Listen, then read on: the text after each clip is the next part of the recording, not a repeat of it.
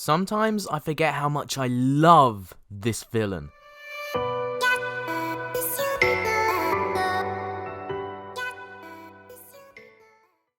Wow, is all I'm gonna say. That's it. Review over. We're all done here.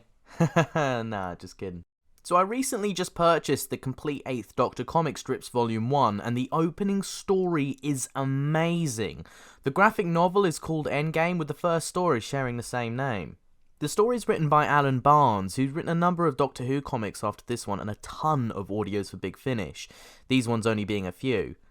Barnes initially started off writing for Judge Dredd and commissioned The Simping Detective before going on to write for Doctor Who.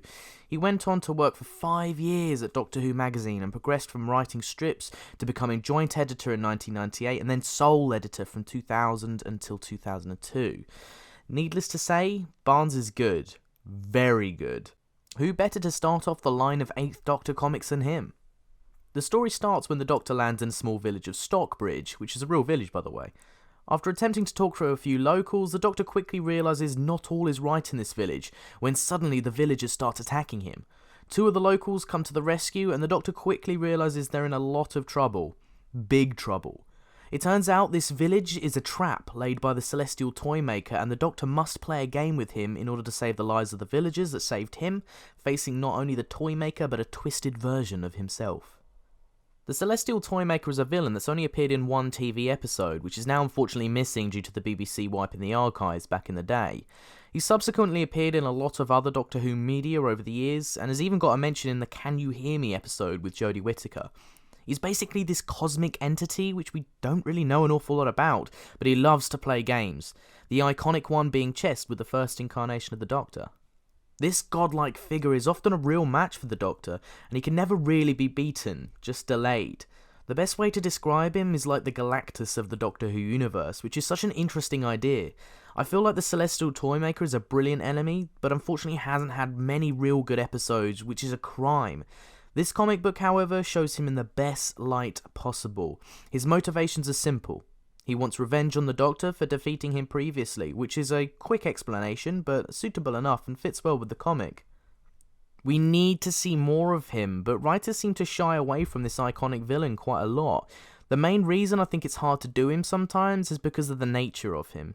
He literally traps Izzy, one of the villagers and future companion of the Doctor's, in a game of mousetrap, personifying the game of cat and mouse these characters are playing with him. He then traps the Doctor in a snow globe. Like, how amazing is that idea? This looks insanely cool in the comic, but I can see why it might translate bad to TV, especially with the budget restrictions Classic Who had, so I understand why he hasn't returned on screen thus far. So you have this amazing villain, a really talented and consistent writer, a really enigmatic Doctor, and amazing artwork, all mashed into one story. All these elements come together to make an amazing comic that I highly recommend. The only flaw with this story is it's Izzy's opening story and she isn't really focused on at all, but I can kind of look past this as it only runs for 4 issues, and that's no time to tell a good story and introduce a main character. Even so, she's written really well overall, and is still introduced effectively enough for the audience to buy into her as a companion. It also ends in a really awesome way, and it kind of twists the Toymaker's strengths around to defeat him in typical Doctor Who style. All in all, I loved reading this. Please check out this story if you haven't already, especially if you're a fan of the Celestial Toymaker. I have to give this comic a 10 out of 10. Honestly, I can't really say anything bad about this one, and will rave about how cool it is till I'm in my grave. I just wish it was longer, just so I could read more of it. Okay, so that concludes my review of the very first comic collected in the 8th Doctor Comic Strips Volume 1. I hope you enjoyed the video. Make sure to check out this comic, I really liked it. And whilst you're at it, make sure to subscribe and like the video. Thank you very much, guys.